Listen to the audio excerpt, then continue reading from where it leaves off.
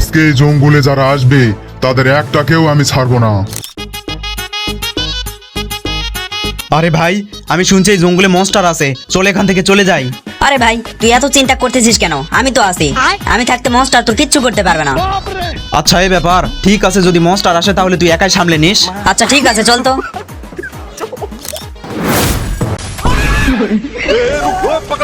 কিরে, তোদের এত বড় সাহস, তোরা আমার জঙ্গলে এসেছিস? আরে ভাই, এই আমাকে রেখে পালাচ্ছিস কেন?